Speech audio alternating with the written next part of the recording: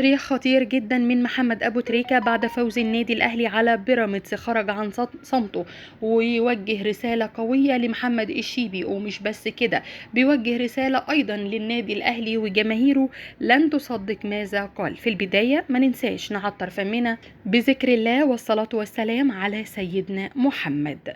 علق النجم المصري محمد أبو تريكة على فوز الأهلي على بيراميدز، وأدلى تصريحات صحفية خاصة نقلتها الإذاعة القطرية منذ قليل فاجأ بها الجميع.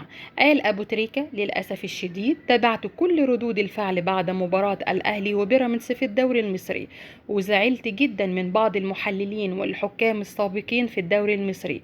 الناس دي سايبة الكوارث اللي حصلت واللي كان سبب فيها نادي بيراميدز وإدارته رايحين يتكلموا عن كورة وليد الكارتي وكريم فؤاد. بصراحة أنا مش عارف أقول لهم إيه يا جماعة. إدارة بيراميدز بدأت الاحتقان من بدري، من أول ما علت قيمة التذاكر على جمهور الأهلي.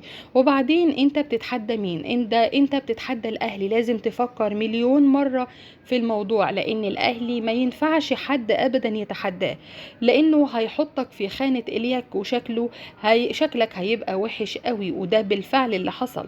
وبعدين التصرف بتاع اللاعب المغربي محمد الشيبي ومصطفى فتحي مع مدربه بيدل ان مفيش اي ضوابط نهائية في نادي بيراميدز، وان نادي بيراميدز بعيد جدا عن ان يكون نادي كبير في مصر، وان الموضوع مش مجرد ماتش كورة. انا عاوز اقول لاي فرقة في مصر ومع احترامي الكامل للكل: اوعى ابدا ابدا تحط راسك براس جمهور الاهلي وادارة الاهلي او النادي الاهلي ككل، لانك هتتعب جدا جدا معاهم، لان ده فريق متكامل.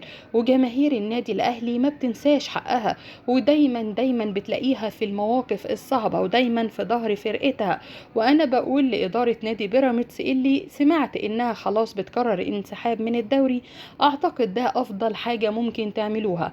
انتوا وجودكم في الدوري لم يضيف لكم ولا لنا اي شيء، بالعكس خلينا متفقين دايما ان قطبي الكرة المصرية هما الاهلي والزمالك.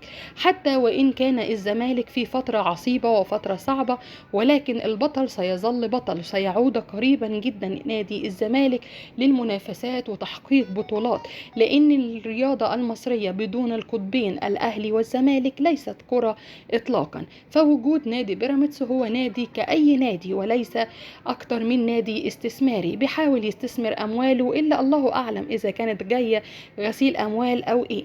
فاحنا كلنا مؤيدين طبعا انسحاب بيراميدز من الدوري، فده مش هيزيد او يقلل من قيمة النادي الاهلي او الكرة المصرية ككل في اي شيء. ده كان تعليق محمد ابو تريكة. يا ريت تقولوا رأيكم في كلامه. تصريح خطير جدا.